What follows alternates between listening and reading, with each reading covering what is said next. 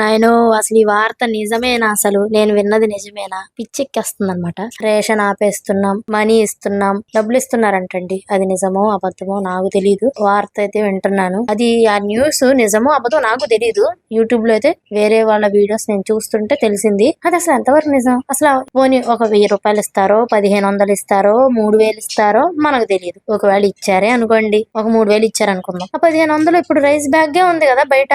ఇప్పుడు వీళ్ళు రేషన్ ఆపేస్తే ఆ బియ్యం వీళ్ళు రేట్లు పెంచేస్తారు కదా. అప్పుడు ఎటు పోవాలి మనం? ఆ డబ్బులు తీసుకొని అయ్యా బాబు తగ్గించండి ఎవరిని అడుగుతాం? అమ్మో దయచేసి అలా మాత్రం చేయకండి సార్. ఆ రేషన్ ఇవ్వండి. ఎంతో మంది కార్డులు లేని వాళ్ళు కూడా ఉన్నారు. వాళ్ళ పరిస్థితి ఏంటి? రేషన్ మాత్రం ఇవ్వటం మాత్రం ఆపకండి. అదే నా కోరిక.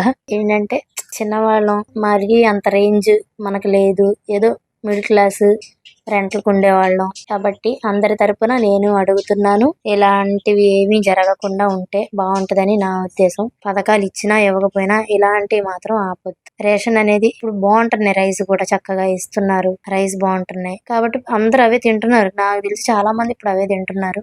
రేషన్ ఆపేసి డబ్బులు ఇవ్వటం అలాంటి ఏం జరగకుండా ఉంటే బాగుండు దేవుడా. మన గవర్నమెంట్ మంచి నిర్ణయాలు తీసుకుంటదని నేను ఎంతో ఆనందంతో ఎంతో ఆశతోటి ఉన్నాను. చూద్దాం అసలు ఏం జరుగుతుందో. ఇంకా చాలా మంది పెడుతున్నారు కదా వీడియోస్. చూద్దాం అసలు ఏం జరుగుతుందో ఏంటనేది చూసి నాకు తెలిసిన ఇన్ఫర్మేషన్ మీకు అప్డేట్ చేస్తూ ఉంటాను. నా ఛానల్ సబ్స్క్రైబ్ చేయడం మాత్రం మర్చిపోకండి. మర్చిపోయారనుకోండి ఇన్ఫర్మేషన్ అలా తెలుస్తుంది కాబట్టి సబ్స్క్రైబ్ చేయండి.